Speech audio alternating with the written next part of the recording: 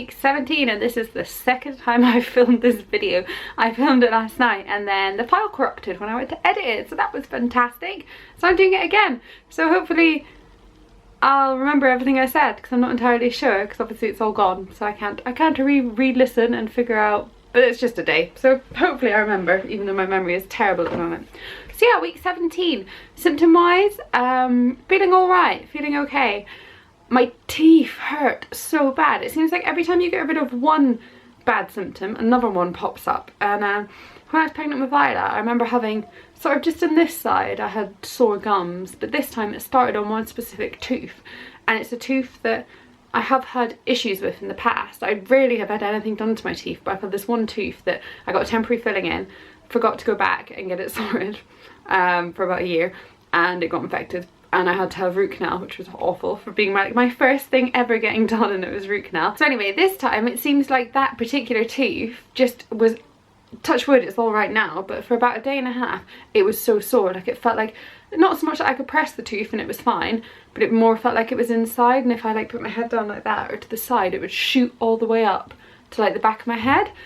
And I was like, oh no, maybe it is just my tooth rather than being like a pregnancy thing. But then over the course of the next few days, all my teeth started to hurt, like my gums, my actual teeth. But then again, if I like pressed them, they were fine. So my lovely friend Jess from Lilypod and Sweet Bee, she said she had sore gums at one point as well. So she bought some cortisol stuff. I don't know if this is the exact one she bought, but it's a spray that helps with sore mouths. So I'm going to try it out and see. I'll let you know how it goes. They are a little bit better now, but not like they should be, if you know what I mean, not normal. But sickness wise, I haven't been sick at all, and I've only felt sick maybe 3 or 4 times this week, maybe less actually, and it's much shorter bursts. It'll only be like one burst during the day rather than like a few, so that's really good. I've not really had any headaches. The only headaches I have had are linked to like my gums and teeth being sore rather than actual headaches. So that's good. I'm getting a lot more movement now. It feels like, you know, like if you tap on your hand, that's what it feels like. And I'm getting a lot of like squirmy, horrible feelings. So that's not really like horrible, but, and I should love all the movement. But sometimes I'll be driving and I'll just feel like my whole stomach's turning and going like this inside, and bleh, it's horrible. Bleh. But it's nice to feel movements. That's really good. And that's really all I have to say on symptoms. I am still struggling with food and struggling with the way I look, just because I don't feel in control, and I don't feel, I don't know, the usual. But food wise, I'm still not fussed about so much food, like I'm just not interested, which is not great. But berries, still loving a lot of berries and a lot of fruit and lots of fresh stuff. I'm just craving really fresh food at the moment, so that's good. But on the other hand, I crave all the fresh stuff, and then on the other hand I crave like chili with loads of tortilla chips and soups and pastas and quite heavy stuff, like comforting things. So who knows what that means. Another thing I've started using, I got sent these Belly Bandit BDA leggings, which stands for before, during and after pregnancy, and they're really fab. I don't know if you can see properly there, but it shows you like the different ways you can wear them, like folded down or over your bump.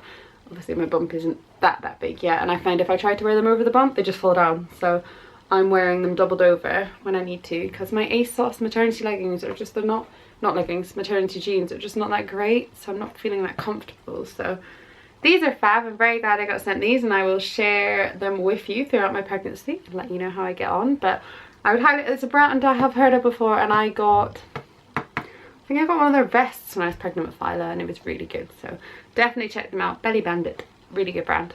Another thing I found literally today in Aldi was basically a cheap version of bio oil. I've run out of bio oil. I've been using Palmer's cocoa butter instead, but it's not specifically for stretch marks. I don't have any stretch marks, but I'm just really determined not to get them, so I'm like slapping on any oil I can find.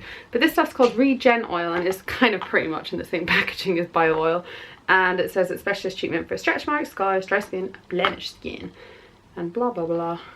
Nope, so I haven't actually opened it up yet. It was only $3.99, which is much cheaper than, it looks so like bio oil, than bio. Woo, look at that, $3.99. So let's see if it smells the same.